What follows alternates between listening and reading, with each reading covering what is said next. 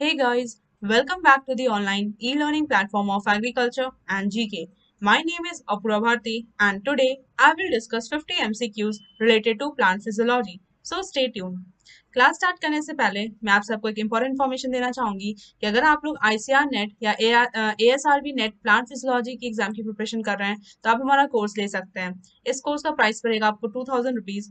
इस कोर्स में आपको मिलेंगे प्रीवियस 10 ईयर्स के क्वेश्चन पेपर जो कि मेमोरी बेस्ड रहेगा और उसके बाद जितने भी पीडीएफ अवेलेबल रहेंगे वो आप डाउनलोड कर सकते हैं एंड प्रिंटेबल फॉर्मेट में प्रेजेंट रहेगा। आप यहाँ पे टेस्ट सीरीज देने के लिए एलिजिबल रहेंगे। इससे आप खुद को एग्जामिन कर सकते हैं आपको कितना आता है कितना नहीं। इसमें आपको कंप्लीट स्टडी मटेरियल मिलेगा और ये एक श्योर सक्सेस पैकेज रहेगा जहाँ पे आपका जो है सक्सेस गारंटी करता है अगर आप अच्छे से पढ़ते हैं और जितने भी गाइडलाइंस है वो सब फॉलो करते हैं तो। इस कोर्स में आपको सारे इंपॉर्टेंट टॉपिक्स का कवरेज मिलेगा और यहाँ पे जो आपको एक क्वालिटी कंटेंट मिलेगा। तो अगर आप इस कोर्स में इंटरेस्टेड है तो आप हमारा कोर्स ज़रूर लीजिए। इसका प्राइस काफ़ी कम है और जो इसका लिंक है वो डिस्क्रिप्शन बॉक्स में दिया गया है। आप वहाँ से जो है डायरेक्टली इस कोर्स को जो है परचेज कर सकते हैं। इसके अलावा अगर आप कोई भी दूसरे एग्रीकल्चर या अलाइड फील्ड की किसी भी एग्रीकल्चर कॉम्पिटेटिव एग्जाम की प्रिपरेशन कर रहे हैं तो आप हमारा एग्रीकल्चर एंड जीके ऐप जो है वो आप इंस्टॉल कर सकते हैं। वहाँ पे आपको इंडिया के सभी स्टेट्स के एग्रीकल्चर और अलाइड एग्जाम्स के कोर्स जो है वो एक अफोर्डेबल प्राइस से मिल जाएंगी। लिंक्स जो है वो वीडियो के डिस्क्रिप्शन बॉक्स में अवेलेबल है, वहां से आप व्हाट्सएप भी कर सकते हैं। वहां से आप अपनी क्वेरीज पूछ सकते हैं या डायरेक्टली ऐप से कोर्स को परचेज कर सकते हैं। चलिए आज का सेशन स्टार्ट करते हैं। आज का जो फर्स्ट क्वेश्चन है यहाँ पे दो स्टेटमेंट दिया है ए एंड बी। आपको बताना है कौन सा स्टेटमेंट ट्रू है कौन सा फॉल्स या फिर दोनों ट्रू दोनों फॉल्स। स्टेटमेंट ए बोल रहा है pumps are proteins that use energy to carry substance across the cell membrane and second statement कह रहा है they transport substance from high concentration to low concentration। तो जो एक्टिव ट्रांसपोर्ट होता है वो कैरिड आउट होता है by the help of pump proteins और जो पंप रहते हैं वो एक तरह का प्रोटीन्स है जो यूज करता है एनर्जी सो कि वो कैरी कर सके सब्सटेंस को अक्रॉस द सेल मेम्ब्रेन। ये ट्रांसपोर्ट करते हैं सब्सटेंस को from the low concentration to high concentration with the help of ATP. तो यहाँ पे जो है जो एक्टिव ट्रांसपोर्ट है वो अगेंस्ट द कॉन्सेंट्रेशन ग्रेडियंट होता है। इसमें यहाँ पे जो आंसर हो जाएगा option C. Statement A is true but statement B is false. ठीक है। तो जो पंप्स है वो एक तरह का प्रोटीन है जो कि एनर्जी यूज करता है सो दैट कि जो है सब्सटेंस को कैरी कर सके अक्रॉस द सेल मेम्ब्रेन। और ये जो पंप्स होते हैं यहाँ पे क्या करते हैं ये लो कॉन्सेंट्रेशन से हाई कॉन्सेंट्रेशन में जो है सब्सटेंस को मूव करते हैं with the help of use of ATP. Next question पे आते हैं। Question number two which kind of facilitated diffusion is depicted when carrier proteins allow diffusion of molecules in opposite direction. तो facilitated ऐसा इसमें से जो गिवन ऑप्शन में से कौन सा ऐसा फैसिलिटेड डिफ्यूजन है जहाँ पे जो है कैरियर प्रोटीन्स को जो अलाउ किया जाता है कि वो अपोजिट डायरेक्शन में मूव करें। तो यहाँ पे आंसर हो जाएगा ऑप्शन सी एंटीपोड। तो जो एंटीपोड होता है वहाँ पे जो कैरियर प्रोटीन्स रहते हैं ये अलाउ करते हैं डिफ्यूजन ऑफ मॉलिक्यूल्स को अपोजिट डायरेक्शन में। सिम्पोर्ट क्या होता है तो सिम्पोर्ट में जो है डिफ्यूजन होता है बिटवीन द टू मॉलिक्यूल्स जहाँ पे जो है वो सेम डायरेक्शन में मूव करते हैं। यूनिपोर्ट में क्या होता है यूनिपोर्ट में जो है यहाँ पे जो ट्रांसपोर्ट होता है सिर्फ एक मॉलिक्यूल का जो है एक टाइम में ट्रांसपोर्टेशन होता है। और एक्सपोर्ट क्या होता है एक्सपोर्ट मतलब कि movement of molecules out of the source. यहाँ पे जो है मान लीजिए कि यहाँ पे एक सेल मेम्ब्रेन प्रेजेंट है और यहाँ पे जो है आपका कैरियर प्रोटीन है। ये कैरियर प्रोटीन है ठीक है। और यहाँ पे जो है ये मेम्ब्रेन प्रेजेंट है। तो यहाँ पे क्या हो रहा है यहाँ पे मान लीजिए एक मॉलिक्यूल ऐसे अगर मूव कर रहा है ए मॉलिक्यूल और बी इस तरीके से मूव कर रहा है तो इसको हम लोग बोल रहे हैं एंटीपोड। ये एंटीपोड का डायग्राम है। अगर इसी की जगह अगर दोनों सेम डायरेक्शन में रहता है तो उसको बोलते हैं सेम पोड। अगर सिंगल डायरेक्शन में बस एक ही मॉलिक्यूल मूव करता है तो उसको बोलते हैं यूनिपोड। नेक्स्ट क्वेश्चन पे आते हैं। Question number three porins are not present in. जो पोरिन्स है ये कहाँ प्रेजेंट नहीं रहते हैं। तो इसका आंसर हो जाएगा ऑप्शन डी गोल्गी कॉम्प्लेक्स। तो जो पोरियंस होते हैं वो जो है plastic mitochondria and some bacteria जो है ये पॉजेस करते हैं। लेकिन ये जो है गोल्गी कॉम्प्लेक्स में जो है पोरियंस वो एब्सेंट रहता है। पोरियंस होता क्या है तो पोरियंस जो है एक क्लास है प्रोटीन का जहाँ पे जो मॉलिक्यूल्स हैं वो फॉर्म करते हैं चैनल्स। ये इतना लार्ज होता है कि सर कि जो ये अलाउ करता है passage of small molecules and ions को और थ्रू द सेल मेम्ब्रेन। तो आपको ध्यान रखना है कि पोरिन्स जो है एक तरह का टाइप ऑफ प्रोटीन है जो कि फॉर्म करता है पोर्स ऑफ लार्ज साइजेस कहाँ पे आउटर मेम्ब्रेन ऑफ प्लास्टिड में जैसे कि क्लोरोप्लास्ट या फिर mitochondria and the membranes in bacteria. ये जो है हेल्प करता है इन फैसिलिटेटिंग द पैसिव ट्रांसपोर्ट जो कि स्मॉल साइज प्रोटीन मॉलिक्यूल्स रहते हैं। और एक और चीज आपको ध्यान रखना है कि जो पोरिन्स रहते हैं ये जो प्रोटीन्स लाइन होते हैं वो हाइड्रोफिलिक चैनल से जो है वो लाइन रहते हैं। और ये तो आपको पता ही चल गया कि ये कहाँ प्रेजेंट रहते हैं तो outer membrane of plastid mitochondria and some bacteria में जो है ये प्रेजेंट रहते हैं। ये अलाउ करते हैं पैसेज ऑफ लार्ज बायोमोलिक्यूल्स। इसके साथ ही ये small size protein as per diffusion gradient भी है ये अलाउ करते हैं पैसेज। जो एक्वापोरिन्स होते हैं वो एक तरह का क्या है, वाटर चैनल्स है, जो कि डिफ्यूजन ऑफ वाटर मॉलिक्यूल्स के लिए जो है ये प्रेजेंट रहता है across the plasma membrane as per the osmotic gradient. तो जो पोरिन्स है, ये एक्वापोरिन जो है पोरिन का टाइप है जो कि वाटर चैनल फॉर्म करता है। नेक्स्ट क्वेश्चन पे आते हैं, fourth number, flowering dependent on cold treatment is. जो फ्लावरिंग है ये कोल्ड ट्रीटमेंट में डिपेंड करता है, इसको हम लोग क्या बोलते हैं? तो आंसर हो जाएगा ऑप्शन डी, वर्नलाइजेशन। तो बहुत सारे प्लांट्स में क्या होता है कि पर्टिकुलरली बाइनियल्स एंड पेरिनियल्स, जो लाइट है वो does not seem to be only factor. जो लाइट रहता है ये बिल्कुल ऐसा नहीं कि जो लाइट ही पे जो है ये डिपेंड करते हैं प्रोसेस ऑफ फ्लावरिंग। कभी कभी क्या होता है कि टेम्परेचर, जैसे कि लो टेम्परेचर जो है ट्रीटमेंट दिया जाता है सर की जहाँ पे फ्लावरिंग का इंड्यूस कर सके। वनराइजेशन मतलब क्या होता है कि एबिलिटी होना, ऐसा एबिलिटी जहाँ पे जो लो टेम्परेचर दिया गया है सर की जो विंटर सीरियल है वो कन्वर्ट हो जाए इनटू द स्प्रिंग सीरियल, और जहाँ पे जो है रिजल्ट मिले of the low temperature requirement का। तो आपको ध्यान रखना है कि जो vernalization means ability of low temperature to convert winter cereal into spring cereal as a result of satisfaction of the low temperature gradient. तो यहाँ पे जो है वनराइजेशन मतलब मेनली यही होता है कि कोल्ड ट्रीटमेंट ज्यादा सो दैट कि यहाँ पे हम लोग फ्लावरिंग का जो है यहाँ पे इंड्यूस कर सकें, फ्लावरिंग के प्रोसेस को क्या कर सकें हम लोग, बूस्ट कर सकें। नेक्स्ट क्वेश्चन पे आते हैं, question number 5, diffusion is mainly a. जो डिफ्यूजन है ये किस तरह का प्रोसेस है? तो यहाँ पे आंसर हो जाएगा ऑप्शन बी, फिजिकल प्रोसेस। तो जो डिफ्यूजन है ये एक तरह का क्या है, फिजिकल प्रोसेस है। तो जो डिफ्यूजन है यहाँ पे क्या होता है कि ये डिफ्यूजन जो एक तरह का फिजिकल प्रोसेस है, लेकिन इसके अलावा जो ये बहुत सारा एप्लीकेशन करता है mechanical, chemical and biological process में, जैसे कि fluid mechanics, solid state and transport of substance. Diffusion होता क्या है? तो डिफ्यूजन मतलब कि जो मूवमेंट होता है मॉलिक्यूल्स का, जैसे कि गैस, लिक्विड्स या फिर सॉल्यूट का, from the region of higher concentration to the region of lower concentration. तो क्या होता है कि यहाँ पे जो है मूव करता है high concentration to region of low concentration. तब तक नहीं मूव, मतलब तब तक मूवमेंट होता है जब तक कि जो मॉलिक्यूल्स है वो इवनली डिस्ट्रीब्यूटेड नहीं हो जाए through out the available space. इसी को हम लोग क्या बोलते हैं, डिफ्यूजन। नेक्स्ट क्वेश्चन है, six number, diffusion is fastest in. तो जो डिफ्यूजन प्रोसेस है ये सबसे ज्यादा फास्ट किसमें होता है? तो इसका आंसर हो जाएगा ऑप्शन सी, लिपिड्स। ऐसा क्यों होता है? जो डिफ्यूजन है ये मेनली जो है फास्टर रहता है ऐसा सब्सटेंस में जहाँ पे जो मॉलिक्यूल्स है उनके पास हाइड्रोफोबिक मोइटी है। जैसे कि जो लिपिड्स है इनके पास हाइड्रोफोबिक मोइटी होता है, लेकिन जो कार्बोहाइड्रेट्स है, प्रोटीन्स है एंड जो विटामिन है, इसके पास जो है हाइड्रोफिलिक मोइटी होता है। तो जो डिफ्यूजन रहता है ये सबसे ज्यादा फास्टर रहता है इन द हाइड्रोफोबिक मोइटी, और जो लिपिड्स है ये क्या है, हाइड्रोफोबिक है। तो इसके वजह से जो है यहाँ पे डिफ्यूजन फास्टेस्ट रहेगा।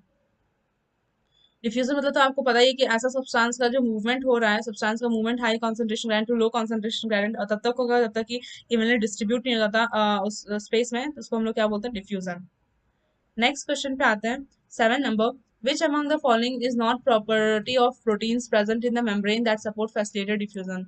तो क्या क्वेश्चन कह रहा है कि इसमें से जो गिवन ऑप्शन में से जो है कौन सा जो है ये प्रॉपर्टी नहीं है प्रोटीन्स का, जो कि प्रेजेंट रहता है मेम्ब्रेन में, जो कि फैसिलिटेटेड डिफ्यूजन जो है ये सपोर्ट करता है। तो इसका आंसर हो जाएगा option A, not able to, not liable to saturate. तो ये बिल्कुल गलत है। जो फैसिलिटेटेड डिफ्यूजन जो प्रोटीन्स रहते हैं यहाँ पे जो है ये लायबल होते हैं सैचुरेट करने के लिए। तो आपको ध्यान रखना है कि जो प्रोटीन्स यहाँ पे प्रेजेंट रहते हैं वो लायबल होते हैं सैचुरेट होने के लिए। इसके अलावा जो ये रिस्पॉन्ड करते हैं इनहिबिटर्स को अंडर हार्मोनल रेगुलेशन में, और ये हाईली सेलेक्टिव रहते हैं, और ये जो है रिस्पॉन्सिबल रहते हैं for the facilitated diffusion. Facilitated diffusion क्या होता है? तो इन फैसिलिटेटेड डिफ्यूजन जो है मॉलिक्यूल्स है वो डिफ्यूज करते हैं across the plasma membrane with assistance from the membrane protein, जैसे कि चैनल्स एंड कैरियर के हेल्प से। यहाँ पे जो है कंसंट्रेशन ग्रेडिएंट एग्जिस्ट करता है इस मॉलिक्यूल में, और इनके पास जो पोटेंशियल रहता है कि सो दैट कि डिफ्यूज कर सके इन और out the cells by moving down it.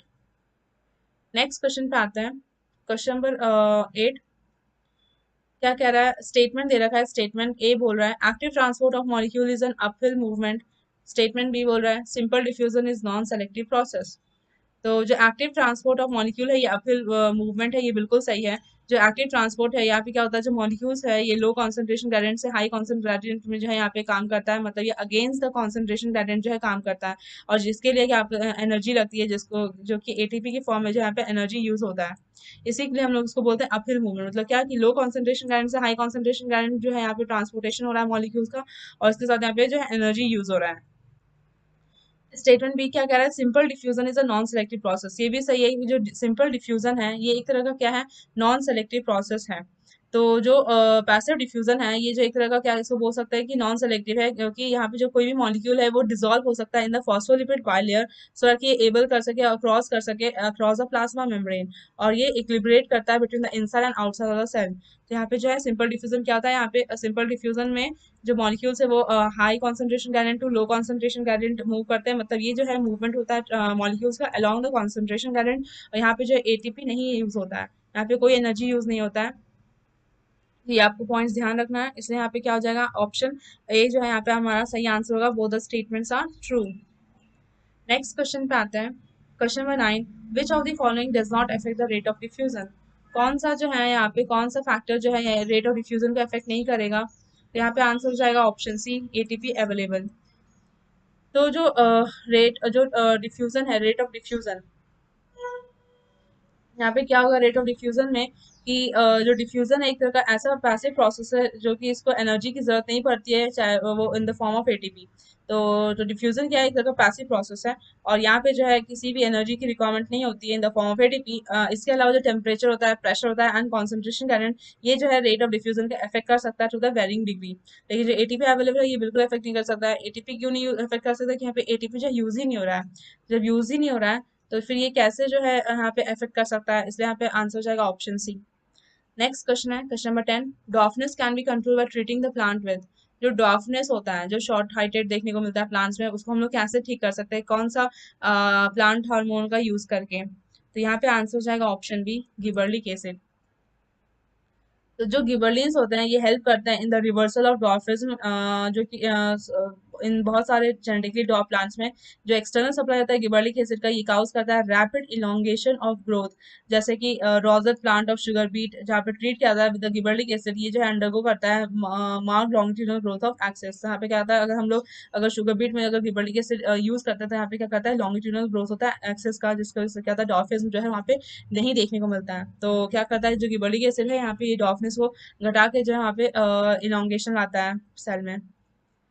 Next question पे आते हैं, question number 11, who articulated the law of limiting factor in photosynthesis. तो कौन से साइंटिस्ट ने जो है लॉ ऑफ लिमिटिंग फैक्टर दिया था फोटोसिंथेसिस में, तो इसका आंसर हो जाएगा ऑप्शन है ब्लैकमैन। कोई भी फैक्टर जो होता है इफेक्ट जो करता है फोटोसिंथेसिस को, उसके पास तीन कार्डिनल पॉइंट्स होते हैं, जैसे कि मिनिमम, ऑप्टिमम एंड मैक्सिमम। जो प्रोसेस है ये स्टार्ट होता है व्हेन द मिनिमम कंडीशन जो अवेलेबल रहता है और वो प्रोसीड कर जाता है at its best at optimum, and वो फिर स्टॉप कर जाता है मैक्सिमम में। तो जो Blackman's law of limiting factor है ये बेस्ड है on the Liebig's law of minimum. Blackman के अकॉर्डिंग ये जो लॉ ऑफ लिमिटिंग फैक्टर ये कब दिया गया था ब्लैकमैन के द्वारा, तो आपको ध्यान रखना है ईयर 1905, ये काफी एग्जाम से पूछा गया है कि जो लॉ ऑफ लिमिटिंग फैक्टर है ये ब्लैकमैन के द्वारा कौन सी ईयर में दी गई थी, तो 1905। जहाँ पे अकॉर्डिंग टू ब्लैकमैन इन्होंने क्या बोला है कि जब प्रोसेस जो है वो कंडीशन होता है as to its rapidity by number of factors, तो इसका जो रेट है वो गवर्न होता है by the minimum available factor. तो जो Blackman's law of limiting factors है यही डिटरमाइन करता है द रेट ऑफ फोटोसिंथेसिस को। तो यही जो है लॉ ऑफ लिमिटिंग फैक्टर यहाँ पे ब्लैकमैन के द्वारा बोला गया है। नेक्स्ट क्वेश्चन पे आते हैं, question number 12, who is regarded as the father of plant physiology. कौन से साइंटिस्ट को हम लोग फादर ऑफ प्लांट फिजियोलॉजी से जानते हैं, तो आंसर हो जाएगा ऑप्शन ए, स्टीफन हेल्स। जो स्टीफन हेल्स हैं इनको फादर ऑफ प्लांट फिजियोलॉजी हम लोग बोलते हैं।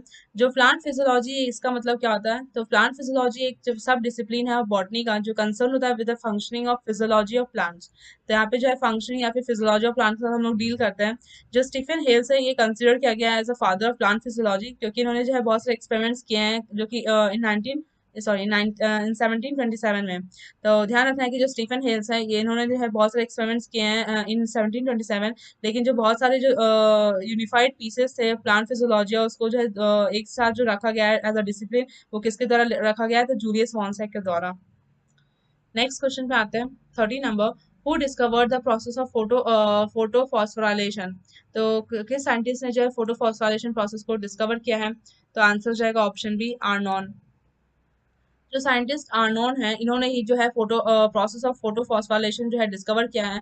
इन्होंने यूज किया था टर्म एसिमिलेटरी, सो दैट ये रेफर कर सके एटीपी एंड एनएडीपी को। जो फोटो फॉस्फोराइलेशन है एक तरह का प्रोसेस है जहाँ पे लाइट एनर्जी जो है यहाँ पे कन्वर्ट हो जाता है इन केमिकल एनर्जी, जहाँ पे एटीपी का प्रोडक्शन होता है। तो आपको ध्यान रखना है कि फोटोफॉस्फोराइलेशन क्या होता है। तो एक तरह का प्रोसेस है जहाँ पे जो है लाइट एनर्जी जो है वो कन्वर्ट हो जाता है केमिकल एनर्जी में। तो लाइट एनर्जी जो है ये कन्वर्ट हो जाता है किसमें, तो केमिकल एनर्जी में। किसके हेल्प से, तो through the production of ATP. यहाँ पे एटीपी का जो है प्रोडक्शन होता है। और जो प्रोसेस है reduction of NADP into NADP plus H plus, ये जो है डिनोट किया गया as electron transport system. Next question है 14 number. Phenyl mercuric acetate results in, जो पीएमए है फिनाइल मर्क्यूरिक एसिटेट, ये क्या करता है। तो इसका आंसर हो जाएगा ऑप्शन बी, रिड्यूस ट्रांसपरेशन। ये क्या करता है, ट्रांसपरेशन को रिड्यूस कर देता है। तो आपको ध्यान रखना है कि जो फिनाइल मर्क्यूरिक एसिटेट है ये जो है रिजल्ट करता है in the reduction of transpiration process. और जो पीएमए है ये एक तरह का क्या है, एंटी ट्रांसपेरेंट इसको बोल सकते हैं। एंटी ट्रांसपेरेंट क्या कि ट्रांसपरेशन प्रोसेस को रोक देगा, कम कर देगा। ये जो है कुछ केमिकल्स है जो लिमिट कर देता है application on the leaf surface को, जो कि रिड्यूस कर देता है या फिर चेक करता है ट्रांसपरेशन प्रोसेस को। जो गुड एंटी ट्रांसपेरेंट रहता है ये क्या करता है, लीफ रेजिस्टेंस को इंक्रीज कर देता है। तो लेकिन ये इफेक्ट नहीं करता है मेसोफिल रेजिस्टेंस को। तो कोई भी जो गुड एंटी ट्रांसपेरेंट है वो क्या करेगा, लीफ रेजिस्टेंस को बढ़ा देगा, लेकिन वो क्या करेगा, मेसोफिल रेजिस्टेंस में कोई इफेक्ट नहीं करेगा। आपको ध्यान रखना है कि जो पीएमए है मतलब फिनाइल मर्क्यूरिक एसिड है, एक तरह का क्या है, एंटी ट्रांसपेरेंट्स है, जो कि ट्रांसपरेशन प्रोसेस को रिड्यूस कर देता है। नेक्स्ट क्वेश्चन पे आते हैं 15 number. Stomata open and close due to, जो स्टोमेटा है ये ओपन होता है मतलब खुलता है एंड बंद होता है, ऐसा क्यों होता है स्टोमेटा के साथ। तो यहाँ पे आंसर हो जाएगा option D, turgor pressure of guard cell. तो जो स्टोमेटा ओपन एंड क्लोज होता है ऐसा क्यों होता है, because of turgor pressure of guard cells. तो जो प्रेशर जो डेवलप होता है सेल में due to the osmotic diffusion of water inside it, उसको हम लोग बोलते हैं टर्गो प्रेशर। जो स्टोमेटा ओपन होता है एंड क्लोज होता है वो ऐसा क्यों होता है, बिकॉज ऑफ टर्गो प्रेशर, जो कि प्रेजेंट टर्गो प्रेशर किसका, तो गार्ड सेल का टर्गो प्रेशर। जब सेल जो टर्गेट रहता है तो वहाँ पे जो है वहाँ पे स्वेल हो जाता है, आउटवर्ड बेंड हो जाता है। एज अ रिजल्ट जो स्टोमेटल अपर्चर है वो खुल जाता है। जब जो सेल है तो वहाँ पे क्या होता है, जब वो फ्लैसिड हो जाता है तो वहाँ पे टेंशन क्रिएट होता है फ्रॉम द वॉल, और ये क्या करता है, ये टेंशन जो है रिलीज होता है फ्रॉम द वॉल, और ये जो स्टोमेटल अपर्चर होता है वो क्लोज हो जाता है। ये जो है इसका प्रोसेस है, open and closure of the stomatal pore का। नेक्स्ट क्वेश्चन पे आते हैं, question number 16। Movement of leaves of sensitive plant Mimosa pudica are due to. तो यहाँ पे क्या करें, जो मूवमेंट होता है लीव्स का जो कि सेंसिटिव प्लांट है कौन, तो मिमोसा पुडिका, वो ऐसा क्यों होता है। तो इसका आंसर हो जाएगा ऑप्शन बी, सेस्मोनेस्टी। तो सेस्मोनेस्टी क्या होता है, तो सेस्मोनेस्टी एक नेस्टिक मूवमेंट है प्लांट्स का, जो कि काउज होता है बाय द मैकेनिकल शॉक। इसके वजह से क्या होता है, जो मूवमेंट होता है लीव्स का, मतलब अगर हम लोग इस प्लांट को थोड़ा सा भी अगर टच कर देते हैं, इस प्लांट का नाम है टच मी नॉट मिमोसा फ्रूटिका, अगर थोड़ा सा भी टच कर देते हैं वो क्या करता है, जो लीव्स है वो क्लोज हो जाते हैं। तो ऐसा क्यों होता है, ये सेंसिटिव मूवमेंट क्यों दिखाता है ये प्लांट, तो बिकॉज ऑफ सेस्मोनेस्टी। नेक्स्ट क्वेश्चन पे आते हैं 17 number. Phytochrome is involve in, जो फाइटोक्रोम है ये किस में इन्वॉल्व रहता है। तो आंसर हो जाएगा ऑप्शन सी, फोटोपिरोडिज्म। जो फाइटोक्रोम है ये एक तरह का फोटो रिसेप्टर मॉलिक्यूल है, जो कि मेडिएट करता है several developmental and morphogenetic response को, जो कि होता है लाइट के प्रेजेंस में। इसी को हम लोग क्या बोलते हैं, फोटोपिरोडिज्म। और जो साइंटिस्ट थे बॉर्थविक, हेंड्रिक्स एंड पार्कर 1952 में, इन्होंने डिस्कवर किया था फाइटोक्रोम को एज अ पिगमेंट, जो कि रिसीव करता है लाइट को, और वो एग्जिस्टेड करता है in two interconvertible form, active form and inactive form. Next question पे आते हैं 18 नंबर। गिबरलिन्स प्रमोट, जो गिबरलिन्स है ये क्या प्रमोट करता है। तो आंसर हो जाएगा ऑप्शन है, सीड जर्मिनेशन। तो जो गिबरलिन्स है ये सीड जर्मिनेशन को प्रमोट करता है। जो गिबरलिन्स है ये एक तरह का क्या है, वीकली एसिडिक ग्रोथ हार्मोन है, जिसके पास जो है रिंग स्ट्रक्चर प्रेजेंट रहता है। और ये काउज करता है सेल इलोंगेशन, सेल का इलोंगेशन करता है of intact plants in general and increase the internal length. ये क्या करता है, गिबरलिन की इंटरनल लेंथ में जो है यहाँ पे इंक्रीज कर देता है, जो कि जेनेटिकली डॉर्फेड प्लांट्स है। तो यहाँ पे मेनली क्या करते हैं, गिबरलिन्स को हम लोग यूज करते हैं इन रिमूव द डॉर्फिज्म। अगर हम लोग डॉर्फिज्म रिमूव करना है कोई भी प्लांट्स में जो कि जेनेटिकली है, तो उसको हम लोग क्या करेंगे, गिबरलिन का स्प्रे कर देंगे तो डॉर्फनेस वहां से रिड्यूस हो जाएगा। जो गिबरलिन है ये सिंथेसाइज होता है in the apical shoot buds, root tips and developing seeds. इसके अलावा सीड जर्मिनेशन में क्या होता है, specially of the cereals, gibberellin जो है वो स्टिमुलेट कर देता है प्रोडक्शन ऑफ सब मैसेंजर आरएनएस। और वहाँ पे क्या होता है, हाइड्रोलिटिक एंजाइम जैसे कि एमाइलेज, लाइपेज, प्रोटीएज। और जो एंजाइम है ये सॉल्युबलाइज कर देते हैं reserve food of the seed को। आपको इतना पॉइंट ध्यान रखना है गिबरलिन से रिलेटेड। नेक्स्ट क्वेश्चन है 19 number. Carbon dioxide joins the photosynthetic pathway इन, जो कार्बन डाइऑक्साइड है ये ज्वाइन करता है इन फोटोसिंथेटिक पाथवे। तो कहाँ पे ये ज्वाइन करता है, तो इसका आंसर हो जाएगा ऑप्शन डी, डार्क रिएक्शन। तो कार्बन डाइऑक्साइड जो है ये ज्वाइन करता है फोटोसिंथेटिक पाथवे इन डार्क रिएक्शन। तो जो डार्क रिएक्शन है या फिर इसको हम लोग ब्लैकमैन्स रिएक्शन भी बोलते हैं या बायोसिंथेटिक फेज भी बोलते हैं, यहाँ पे जो है 3 स्टेप्स देखा गया है। क्या होता है, फर्स्ट है कि which is the fixation of CO2, मतलब कार्बन डाइऑक्साइड का फिक्सेशन होता है। सेकेंड स्टेप में जो है रिडक्शन ऑफ कार्बन डाइऑक्साइड होता है। एंड थर्ड स्टेप में जो है यहाँ पे synthesis of compound other compounds from the glucose, glucose है जो कुछ कंपाउंड यहाँ पे फॉर्म होता है। ये जो है इंडिपेंडेंट है लाइट रिएक्शन के, मतलब ये इंडिपेंडेंट है लाइट के। और यहाँ पे जो है पिगमेंट सिस्टम 1 जो है वो रिलेटिवली वेरी वीकली फ्लोरोसेंट रहता है। और जो पिगमेंट सिस्टम 2 है यानी कि PS2 जो है वो स्ट्रांगली फ्लोरोसेंट रहता है। तो आपको ध्यान रखना है, जो PS1 है जिसको पिगमेंट सिस्टम 1 बोलते हैं, वो रिलेटिवली वेरी वीकली फ्लोरोसेंट रहता है। और PS2 फोटो पिगमेंट सिस्टम 2 जो है वो स्ट्रांगली फ्लोरोसेंट रहता है। और जो लाइट एनर्जी होती है वो एब्जॉर्ब करता है by the pigment in the two system, जो कि अल्टीमेटली ट्रैप होता है by the P700 and P680। और जो लाइट रिएक्शन होता है वो एसोसिएटेड है with the ग्राना of the chloroplast, और वो जो है प्रेजेंस होता है इन द लाइट ओनली। तो जो लाइट रिएक्शन ये लाइट के प्रेजेंस में होता है। और जो ये डार्क रिएक्शन है ये क्या है, ये इंडिपेंडेंट ऑफ लाइट है। ये बस प्रोडक्ट्स ऑफ जो लाइट रिएक्शन के प्रोडक्ट्स है वो जो है यूज होते हैं डार्क रिएक्शन में। Next question 20 number, NADP plus is reduce to NADPH in. जो NADP प्लस है ये रिड्यूस होता है NADPH, तो कहाँ पे ऐसा होता है? तो आंसर हो जाएगा option D, non cyclic photophosphorylation. तो जो एक्साइटेड क्लोरोफिल है ये ट्रांसफर करते हैं इलेक्ट्रॉन को from the chlorophyll through various steps until the reduction of NADP is completed. और जो NADP है ये एक तरह का कोएंजाइम है जो कि रिड्यूस होता है टू NADPH2। और जो हाइड्रोजन रिक्वायर होता है for the formation of NADPH2 ये आता है from the breaking of water molecule. Next question है question number 21, minerals absorb by the root move to the leaf through. जो मिनरल्स है ये एब्जॉर्ब होते हैं रूट के द्वारा और ये मूव करते हैं टू द लीफ। तो कैसे किस तरीके से ये मूव करते हैं? तो आंसर हो जाएगा ऑप्शन ए, जाइलम। जो मिनरल्स जो है वो रूट से द्वारा एब्जॉर्ब होते हैं, वो क्या करते हैं, लीव्स में पहुंच जाते हैं through the help of xylem. जो जाइलम है ये इंपॉर्टेंट रोल प्ले करता है in the conduction of water. तो ये क्या करता है, जाइलम कंडक्शन ऑफ वाटर करता है। और जो वाटर है ये मूव करता है अपवर्ड्स द जाइलम। मिनरल्स जो है वो भी एब्जॉर्ब होते हैं बाय द रूट्स और ये मूव करते हैं toward the leaves through the xylem only. और इसी को हम लोग क्या बोलते हैं, एसेंट ऑफ सैप। फ्लोएम किसके लिए रिस्पॉन्सिबल होता है? तो यहाँ पे जो है यहाँ पे ये जो फ्लोएम है यहाँ पे न्यूट्रिशन प्रोवाइड करता है। यहाँ पे जो इसका, तो आपको ध्यान रखना है कि जो जाइलम है यहाँ पे वाटर मूवमेंट होता है, फ्लोएम से क्या होता है, फूड मूवमेंट होता है। Next question 22 number, phosphorus and nitrogen ions generally get depleted in soil because they usually occur as। जो phosphorus और nitrogen है ये जो है डिप्लीट हो जाते हैं सॉइल में, ऐसा क्यों होता है? तो इसका आंसर हो जाएगा option B, negatively charge ions. तो जो फॉस्फोरस और नाइट्रोजन आयन है ये जनरली डिप्लीट हो जाते हैं सॉइल में, क्योंकि जो है इनके पास नॉर्मली यूजली जो है वो नेगेटिवली चार्ज आयंस रहते हैं। ये दोनों एलिमेंट जो है ये एसेंशियल है फॉर द प्लांट्स और ये जो है एक्ट करता है एज अ मैक्रोमोलिक्यूल्स जो कि रिक्वायर होता है in the large quantities. Next question पे आते हैं 23 number, which one is essential mineral not constitute of any enzyme but stimulate the activity of many enzyme. तो कौन सा एक एसेंशियल एलिमेंट मिनरल जो कि कौन सा जो है एक एसेंशियल मिनरल है जो कॉन्स्टिट्यूट नहीं करता है कोई भी एंजाइम को बट स्टिमुलेट करता है एक्टिविटी ऑफ मेनी एंजाइम को? इसका आंसर हो जाएगा ऑप्शन सी, पोटेशियम। जो पोटेशियम है, पोटेशियम को ये हम लोग के से रिप्रेजेंट करते हैं। जो पोटेशियम है ये एक एसेंशियल मिनरल है और ये जो है कोई भी कॉन्स्टिट्यूट ऑफ एनी एंजाइम से नहीं है, ये कोई भी कॉन्स्टिट्यूट नहीं करता है एंजाइम को, बट ये क्या करता है, रेट ऑफ एक्टिविटी को बढ़ा देता है, किसी भी एंजाइम को क्या करता है, एक्सीलरेट कर देता है। जो पोटेशियम है ये रिच है in actively dividing cells of bud में, यंग लीव्स, रूट टिप्स में, और ये जो है इसको न्यूट्रिएंट चाहिए होता है for the proper growth and development. तो कोई भी प्लांट्स को जो पोटेशियम चाहिए है, क्यों? सो दैट ये प्रॉपर ग्रोथ कर सके एंड डेवलपमेंट कर सके। ये रेगुलेट करता है मूवमेंट ऑफ स्टोमेटा। जो हाई अमाउंट ऑफ पोटेशियम है ये रिकॉर्ड होता है in the process of protein synthesis. तो आपको ध्यान रखना है कि हमें पोटेशियम कब चाहिए होता है, हाई अमाउंट में, सो कि जो ये रिकॉर्ड होता है जब ये प्रोसेस ऑफ प्रोटीन सिंथेसिस होता है प्लांट में तब। Next question 24 number, which one increase in the absence of light. तो कौन सा जो है प्रोसेस इंक्रीज होता है जब लाइट नहीं प्रेजेंट रहता है? तो यहाँ पे आंसर हो जाएगा option C, elongation of internodes. जो स्टेम इलोंगेशन है ये होता है जब लाइट प्रेजेंट नहीं रहता है, ऐसा क्यों? Due to the etiolation. और लेकिन जो अपटेक ऑफ मिनरल्स है, अपटेक ऑफ वाटर है एंड जो एसेंट ऑफ सैप है, ये सब जो प्रोसेस है ये सब रिलेटेड है फोटोसिंथेसिस में।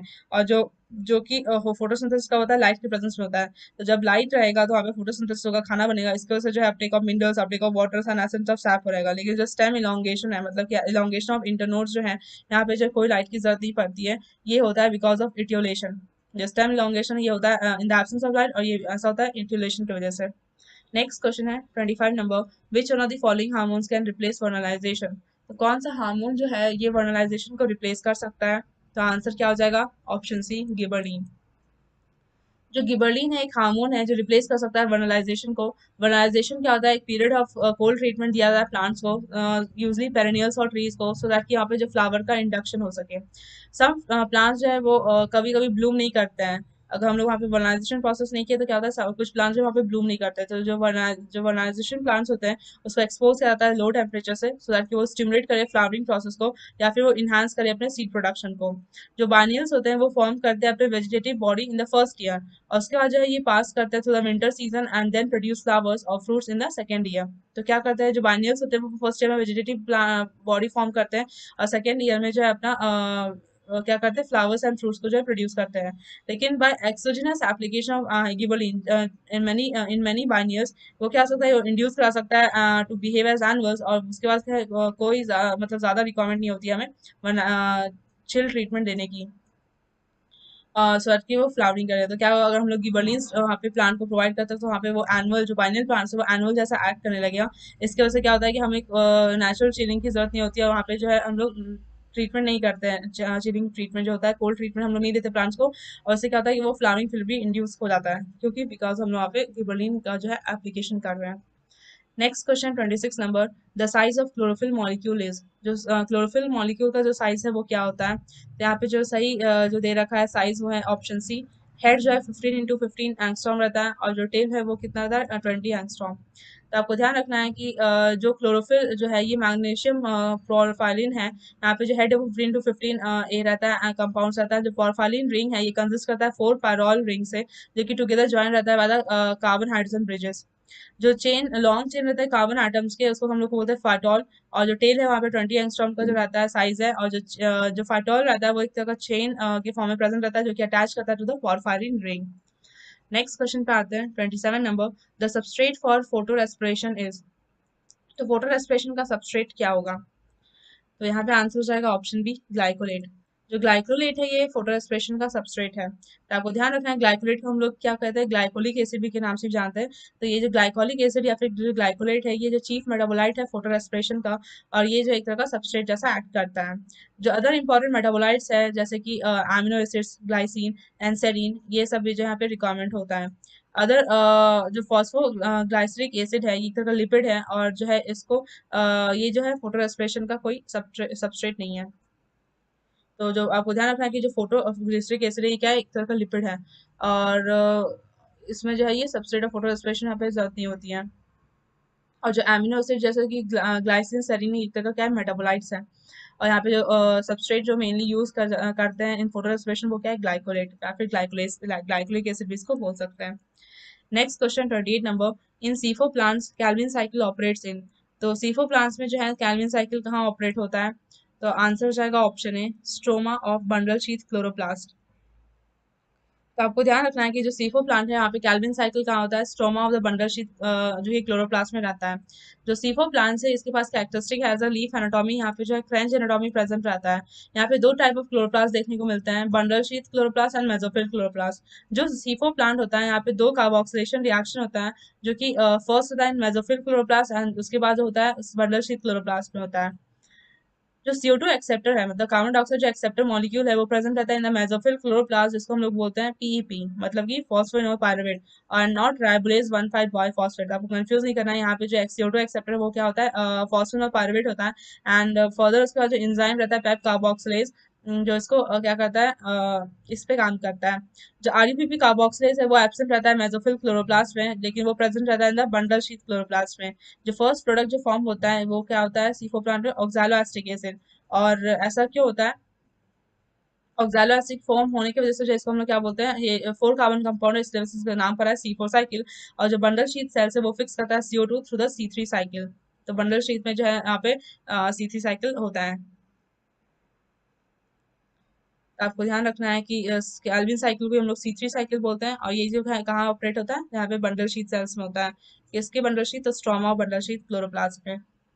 नेक्स्ट क्वेश्चन है 29 नंबर। उससे पहले मैं आप सबको इंपॉर्टेंट इन्फॉर्मेशन देना चाहूंगी, अगर आप लोग कोई भी एग्रीकल्चर रिलेटेड या अलाइड सब्जेक्ट की प्रिपरेशन कर रहे हैं, जैसे कि ICAR JRF exams, ASRB NET exams, state agriculture officer, assistant agriculture officer and other agriculture exams, state और horticulture exam officer, AHO DHO exams, state food safety officer exams, FSSAI related all exam, FCI AGM, AFCI Cotton Corporation of India exam, IBPS AFO exam, NABARD exam, RRB exam, fisheries exams, forestry exams या state assistant engineer या junior engineer agriculture exams, DDA, DSSB SO horticulture exams and many more exams। तो आप हमारा course purchase कर सकते हैं। हमारा जो प्लेटफॉर्म है वहाँ पे आपको सारे एग्जाम्स एग्रीकल्चर रिलेटेड एग्जाम्स के जो है आपको कोर्स मिल जाएंगे। वहाँ पे आपको कंप्लीट कोर्स जो है प्रोवाइड होगा। इसके साथ ही आपको जो है टेस्ट सीरीज भी दिया जाएगा। आप यहाँ पे अपने टेस्ट सीरीज एक एलिजिबल होंगे जिससे आप खुद को एग्जामिन कर सकते हैं आपको कितना आता है कितना नहीं। यहाँ पे जो कोई भी अगर आप कोर्स लेते हो तो यहाँ पे आपको मिलेंगे ई बुक्स जो कि पीडीएफ फॉर्म में रहेंगे। तो आपको ई बुक्स जो यहाँ पे मिलेगा पीडीएफ फॉर्मेट में। इसके साथ साथ आपको वीडियो सेशंस मिलेंगे, यूट्यूब क्लासेस प्रोवाइड किए जाएंगे और क्लास नोट्स भी आपको दिए जाएंगे। यहाँ पे आपको क्वेश्चन बैंक दिया जाएगा जो कि एमसीक्यू के फॉर्म में रहेगा। आपको यहाँ पे previous year question paper provide किया जाएगा, टेस्ट सीरीज दिया जाएगा जो कि सिलेबस के अकॉर्डिंग रहेगा। और यहाँ पे जो है आपको फ्री इंटरव्यू गाइडेंस भी मिलेंगे जिससे आप जो इंटरव्यू सेक्शन है वो अच्छे से आप क्लैरिफाई कर पाएगा।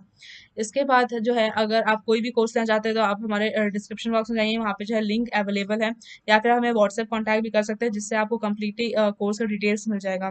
अगर आप अभी तक हमारा ऐप डाउनलोड नहीं किया तो आप गूगल प्ले स्टोर पे जाइए और आप हमारा एग्रीकल्चर एंड जीके ऐप को डाउनलोड करिए। वहाँ से भी जो है आप हमारा कोर्स जो है परचेज कर सकते हैं। या फिर अगर आपको कोई भी क्वेरीज होती है तो आप हमें व्हाट्सएप से क्वेरीज अपना पूछ सकते हैं। आपके सारे डाउट्स को जो है यहाँ पे सॉर्ट आउट कर दिया जाएगा।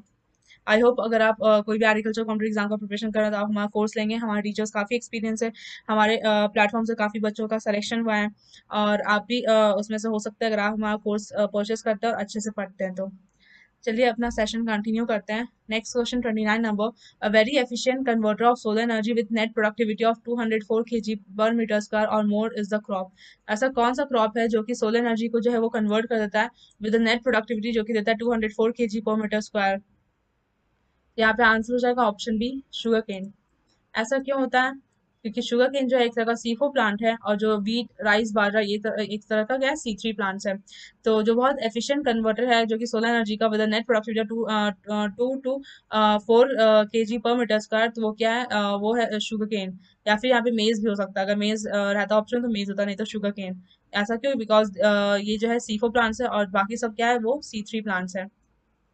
नेक्स्ट क्वेश्चन पे आते हैं 30 number, a bottle filled with previously moistened mustard seeds and water was screw capped tightly and kept in a corner. It blew up suddenly after about half an hour. The phenomenon involved is, यहाँ पे क्या कह रहा है कि एक bottle था जो कि फिल्ड था विद मस्टर्ड सीड जो कि मॉइस्चर मस्टर्ड सीड था और जो वाटर है एंड वाटर, ठीक है, मस्टर्ड एंड वाटर में वहाँ पे क्या क्या बॉटल को फिल कर दिया गया और उसके बाद उसके कैप को ढक्कन को जो टाइटली लगा दिया गया। उसके बाद क्या गया उसको रख दिया गया कॉर्नर में। हाफ एन आवर के बाद क्या होता है कि जो ढक्कन है ये अपने आप खुल जाता है। तो ऐसा क्यों हो रहा है, किस प्रोसेस की वजह से हो रहा है? तो आंसर हो जाएगा ऑप्शन बी, इम्बाइबेशन। यहाँ पे इम्बाइबेशन की वजह से हो रहा है।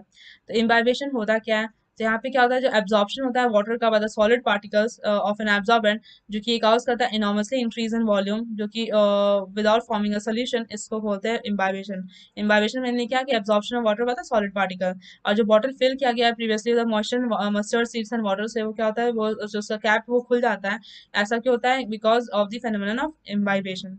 तो जो ढक्कन है वो क्या कर रहा है, स्लोली स्लोली जो है वाटर एब्जॉर्ब कर ले रहा है और इसकी वजह से क्या वहाँ पे जो वॉल्यूम है वो बढ़ जा रहा है। इसकी वजह से जो यहाँ पे ढक्कन खुल जा रहा है। नेक्स्ट क्वेश्चन है 31 number, the principal pathway of water translocation in angiosperm. तो क्या कर रहा है, जो प्रिंसिपल पाथवे है वाटर ट्रांसलोकेशन का एंजियोस्पर्म्स में, तो वो कैसे हो रहा है? तो यहाँ पे आंसर हो जाएगा option C, xylem vessel system. जो जाइलम है यही रिस्पॉन्सिबल होता है वाटर ट्रांसपोर्ट के लिए, लेकिन एंजियोस्पर्म में क्या होगा कि जाइलम वेसल सिस्टम जो है यहाँ पे रिस्पॉन्सिबल रहेगा। तो जो प्रिंसिपल पाथवे होता है वाटर ट्रांसलोकेशन का एंजियोस्पर्म वो क्या है, जाइलम वेसल सिस्टम। जो सैप है water with the dissolve minerals वो जो है एब्जॉर्ब करता है मेनली बाय रूट्स और उसको मूव किया जाता है upward to all the parts of the plant via stem, और ये जो है अकर होता है mainly through xylem. Next question है 32 number, phototropic and geotropic movements are link to. जो फोटोट्रॉपिक एंड जियोट्रॉपिक मूवमेंट्स होते हैं प्लांट में वो किससे लिंक होते हैं? तो आंसर हो जाएगा ऑप्शन सी, ऑक्सिन। जो ऑक्सिन है ये रेगुलेट करता है some of the important plant growth movements जैसे कि फोटोट्रॉपिज्म, जियोट्रॉपिज्म। जो फोटोट्रॉपिज्म है इसका मतलब क्या, growth of plants in response to light, उसको हम लोग क्या बोलते हैं, फोटोट्रॉपिज्म। मतलब अगर कोई भी प्लांट का जो ग्रोथ हो रहा है in the presence of light उसको हम लोग फोटोट्रॉपिज्म बोलते हैं। और जियोट्रॉपिज्म मतलब क्या, इट मीन्स की growth of plant toward gravity. मतलब जो रूट्स है मान लीजिए कि तो वो क्या हो रहा है, ग्रेविटी के टुवर्ड्स जो है ग्रोथ हो रहा है, तो उसको क्या बोलेंगे, जियोट्रॉपिज्म। मतलब कि जो ग्रोथ होता है प्लांट्स का टुवर्ड्स द ग्रेविटी, इसको हम लोग क्या बोलते हैं, जियोट्रॉपिज्म। तो जो ऑक्सीजन है यही जो है कुछ यही जो इसका रिस्पॉन्स, ये ऑक्सीजन जो है रिस्पॉन्सिबल रहता है in the plant growth movement, जैसे कि phototropism and geotropism. Next question पे आते हैं, 33 नंबर, फाइटो हार्मोन्स आर, जो फाइटो हार्मोन्स है ये क्या है? तो आंसर हो जाएगा option D, regulator synthesised by plants and influencing physiological process.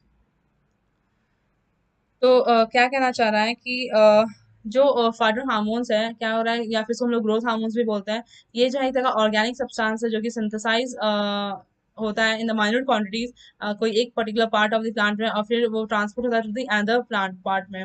और यहाँ पे जो ये इन्फ्लुएंस करता है स्पेसिफिक फिजियोलॉजिकल प्रोसेस को। जो फाइटो हार्मोन्स होते हैं ये एक तरह का केमिकल सब्सटेंस है जो कि सिंथेसाइज होता है by the plants and are naturally occurring, तो ये नेचुरली अकरिंग होता है। नेक्स्ट क्वेश्चन है question number 34, Kranz anatomy is typical of.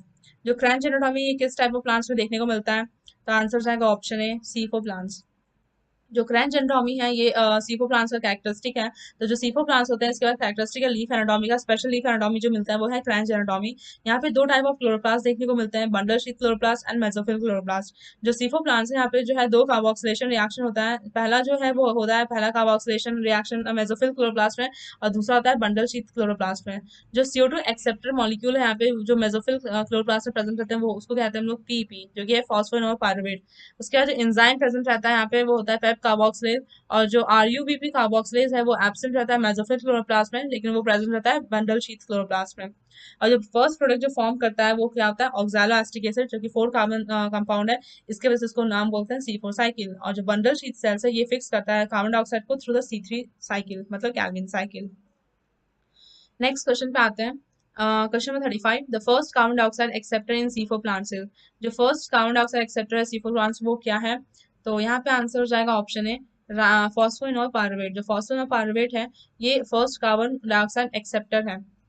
तो जो प्राइमरी एक्सेप्टर है CO2 का, जो कि इसको हम लोग क्या बोल रहे हैं, फॉस्फोइनोल पायरुविक एसिड, ये क्या करता है, एडिशन ऑफ कार्बन डाइऑक्साइड करता है to any compound, is called carboxylation. Carboxylation process बोलते हैं जब CO2 एडिशन होता है किसी कंपाउंड में, इसको कार्बोक्सिलेशन बोलते हैं। और ये जो है C4 साइकिल, जो C4 साइकिल है यहाँ पे क्या होता है, CO2 जो है वो कंबाइन करता है फॉस्फोइनोल पायरुविक एसिड और वो फॉर्म करता है ऑक्सैलो एसिटिक एसिड।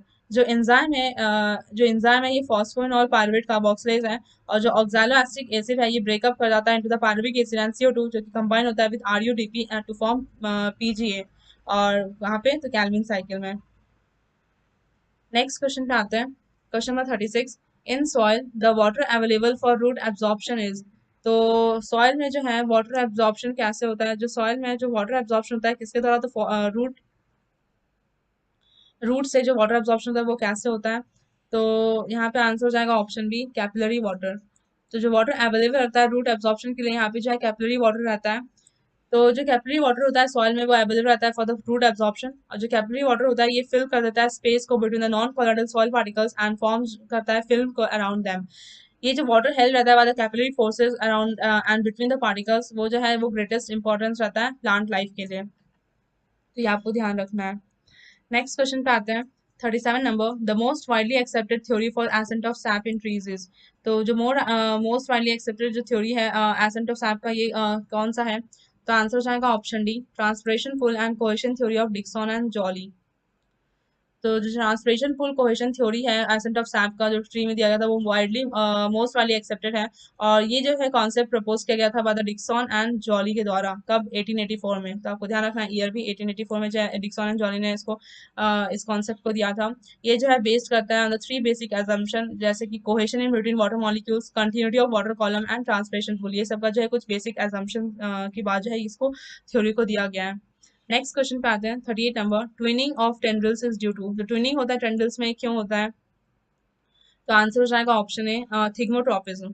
जो ट्रॉपिक मूवमेंट होता है in response to the stimulus of the contact, इसको हम लोग क्या बोलते हैं, थिग्मोट्रोपिज्म। मतलब कोई भी अगर प्लांट कॉन्टैक्ट में आता है तो वो एक स्टिमुलस शो करता है, जो कि यहाँ पे क्या होता है, मूवमेंट होता है, तो वहाँ पे इसको हम लोग बोलते हैं थिग्मोट्रोपिज्म।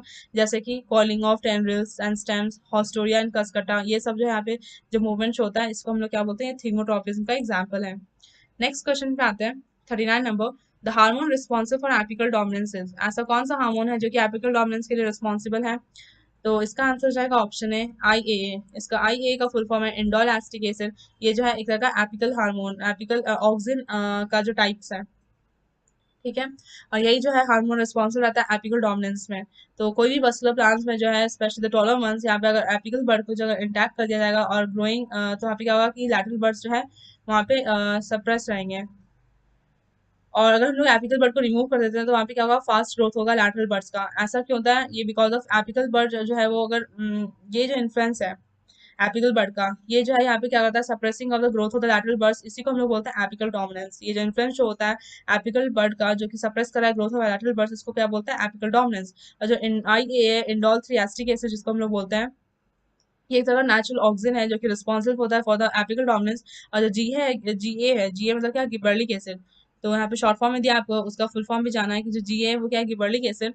तो ये है जो है ये काउज करता है रैपिड इलोंगेशन ग्रोथ को। और जो ABA है, एब्सिसिक एसिड, ये जो है एक तरह का पावरफुल ग्रोथ इनिबिटर है। और फ्लोरिजिन क्या होता है, तो फ्लोरिजिन एक तरह का केमिकल है जो कि फ्लावरिंग में इन्वॉल्व रहता है। नेक्स्ट क्वेश्चन है 40 नंबर, एब्सिसिक एसिड काउजेस। जो एब्सिसिक एसिड है ये क्या काउज करता है, तो आंसर जाएगा ऑप्शन है स्टोमेटल क्लोजर। जो स्टोमेटा का क्लोजर होता है, ये एब्सिसिक एसिड ही यहाँ पे रिस्पॉन्सिबल रहता है। तो जो एब्सिसिक एसिड एक तरह का हार्मोन है जो कि प्रोड्यूस करता है during the adverse environmental condition में। ये जो है काउज करता है closure of stomata under the condition जहाँ पे जो वाटर स्ट्रेस जो है यहाँ पे होता है, और under high concentration of CO in the guard cells. और उसके बाद जो है जो एब्सिसिक एसिड जो है वहाँ पे इनहिबिट करता है K+ को Uptake bye the guard cells, and ये प्रमोट करता है लीकेज ऑफ मैलिक एसिड को। ये रिजल्ट करता है in the reduction of osmotically active solutes, so that the guard cell जो है वो बिकम फ्लैसिड एंड जो स्टोमेटा है वो क्लोज हो जाए। नेक्स्ट क्वेश्चन है 41 number, photosynthetic pigments found in the chloroplast occur in. जो फोटोसिंथेटिक पिगमेंट्स है जो कि हो रहे हैं क्लोरोप्लास्ट में, वो कहाँ होते हैं, तो आंसर हो जाएगा ऑप्शन है थायलाकोइड मेम्ब्रेन। तो जो फोटोसिंथेटिक पिगमेंट्स हैं ये जो क्लोरोप्लास्ट से मिलते हैं वो होते हैं थायलाकोइड मेम्ब्रेन में। तो जो फोटोसिंथेटिक पिगमेंट है आपको ध्यान रखना है कि कहाँ रहता है, थायलाकोइड मेम्ब्रेन ऑफ क्लोरोप्लास्ट में। जो ग्रेना लैमला होता है वो पेयर्ड होता है to form the sac like structure, और वो फॉर्म करता है थायलाकोइड्स को। और जो क्लोरोफिल्स है और अदर फोटोसिंथेटिक पिगमेंट्स है ये कन्फाइंड रहते हैं ग्राना में।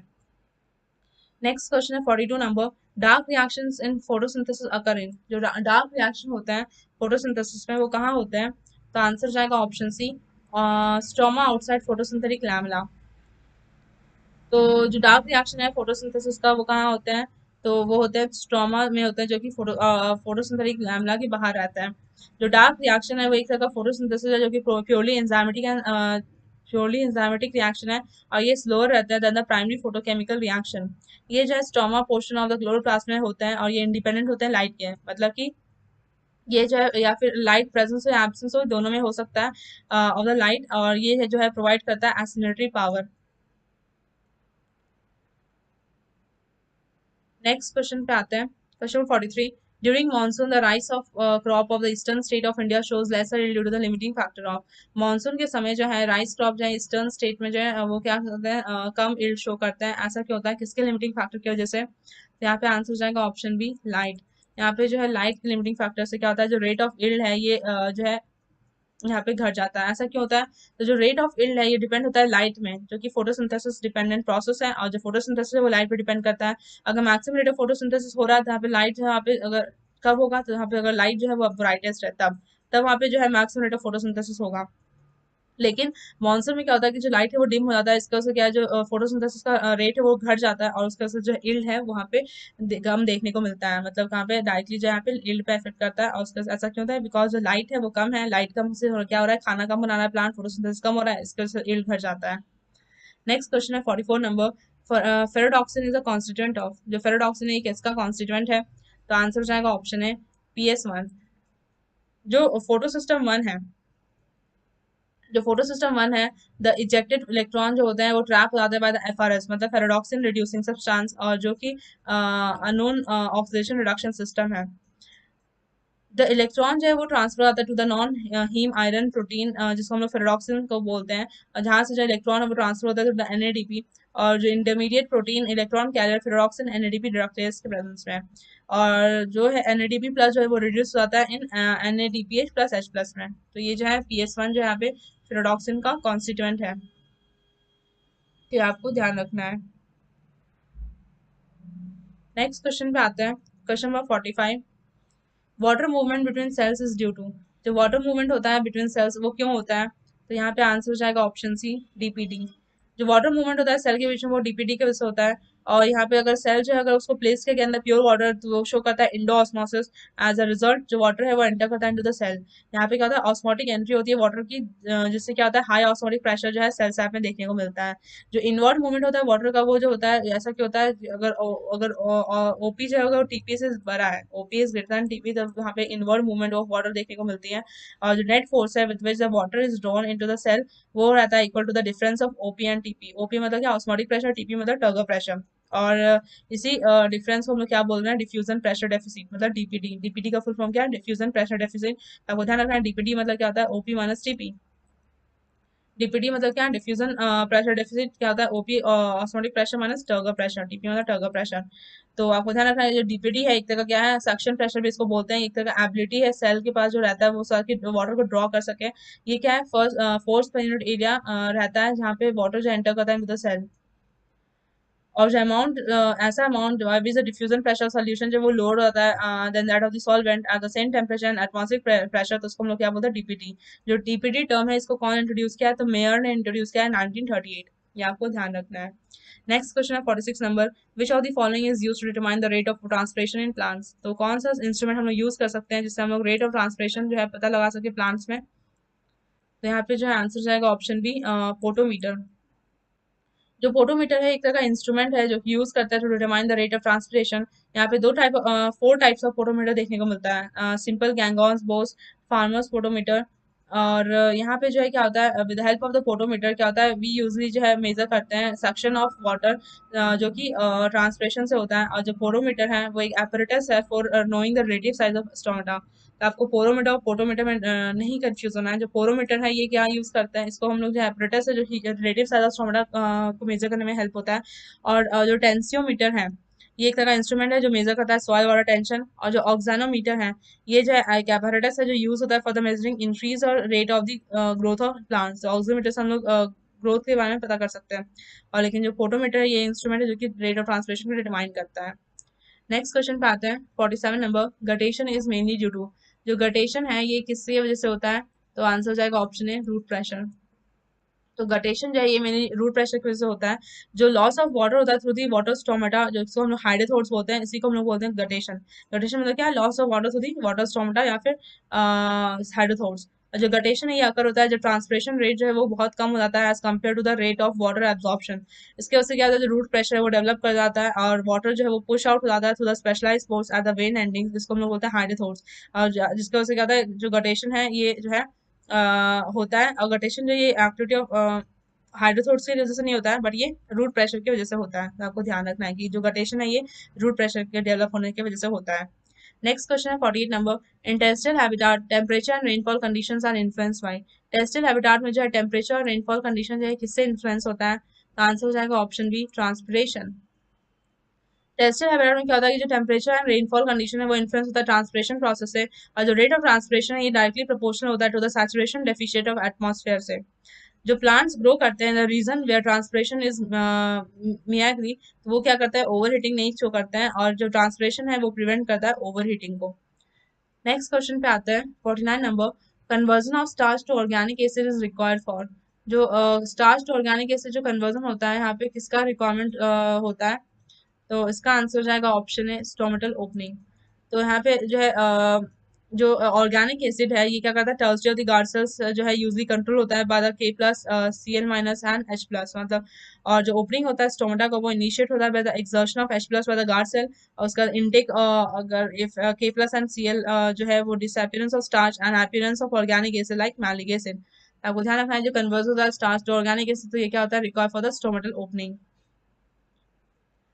नेक्स्ट क्वेश्चन पे आते हैं जो कि आज का सेशन का लास्ट क्वेश्चन है 50 number, in guard cells when sugar is converted into starch the stomatal पोर। तो क्या कहता है जब गार्ड सेल जो है इन गार्ड सेल में जब शुगर जो कन्वर्ट होता है in the starch stomatal pore क्या हो जाता है? तो आंसर क्या हो जाएगा ऑप्शन है क्लोजेस कम्प्लीटली। तो क्या कह रहा है कि गार्ड सेल में जब शुगर जो है वो कन्वर्ट हो जाता है इनटू द स्टार्च तो स्टोमेटल पोर जो है वो क्लोज होता है कम्प्लीटली। और नाइट टाइम में जो CO2 है वो रिलीज होता है ड्यूरिंग द रेस्पिरेशन एक्यूमुलेट और जो एज अ रिजल्ट जो एसिडिटी है गार्ड सेल्स का वो इंक्रीज होता है, जो पीएच है वो डिक्रीज होता है, और जो डिक्रीज पीएच फेवर करता है conversion of sugar to starch, और जो प्रेशर होता है ऑफ द गार्ड सेल वो फॉल कर जाता है और hence they form become the flaccid.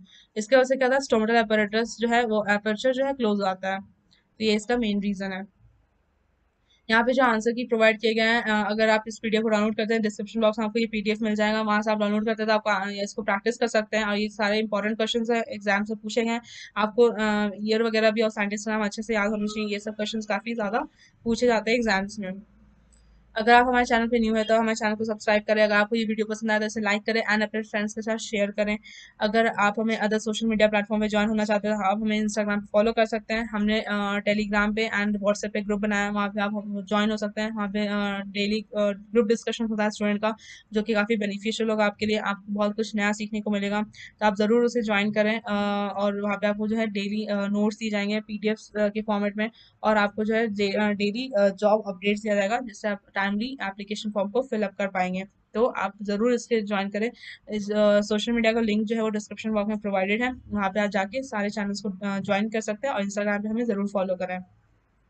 इसके अलावा अगर आप कोई भी कॉम्पिटेटिव एग्जाम एग्रीकल्चर से रिलेटेड या कोई भी अलाइड फील्ड के कॉम्पिटेटिव एग्जाम की प्रिपरेशन कर रहे हैं तो आप हमारा कोर्स जरूर लें। हमारा जो कोर्स है काफ़ी अफोर्डेबल प्राइस में अवेलेबल है, और काफ़ी अच्छे से वहाँ पे कोर्स प्रोवाइडेड है। हमारा जो कंटेंट है काफ़ी अच्छा है क्वालिटी में। काफ़ी स्टूडेंट्स का हमारे प्लेटफॉर्म से सिलेक्शन हुआ है, उन्होंने इनरोल किया था और काफ़ी अच्छे से उन्होंने पढ़ा, जिसकी वजह से उनका सिलेक्शन हुआ। और जो हमारा कोर्स है वो काफ़ी आपको हेल्प करेगा, अच्छे से गाइड करेगा, और काफ़ी अच्छे से सिलेबस कवर किया गया है। सब कुछ एकदम सीक्वेंस में है, आपको कोई प्रॉब्लम नहीं आएगी अगर आप इस कोर्स को लेते हैं और अच्छे से पढ़ते हैं तो। आई होप आप डिस्क्रिप्शन बॉक्स में जाके उस लिंक को विजिट करके जरूर आप उस कोर्स को परचेस करिएगा। आप हमारा ऐप जरूर डाउनलोड करिए, गूगल प्ले स्टोर में आपको जो है एग्रीकल्चर एंड जीके ऐप मिलेगा, वहाँ पे इंस्टॉल कर लीजिए, वहाँ पे भी आप हमारा कोर्स को डायरेक्टली परचेस कर सकते हैं। अगर आपको कोई भी क्वेरीज होती है, कोई भी अगर क्वेश्चन होता है तो आप हमें व्हाट्सअप कर सकते हैं, व्हाट्सअप से आप कोई भी कोर्स की डिटेल्स भी ले सकते हैं। अगर आपको कुछ भी पूछना है वहाँ पे आप अपना जो डाउट है वो क्लियर कर सकते हैं। आई होप आज का सेशन आपको पसंद आया होगा। आज के लिए इतना ही, मिलते हैं नेक्स्ट क्लास में। Thank you.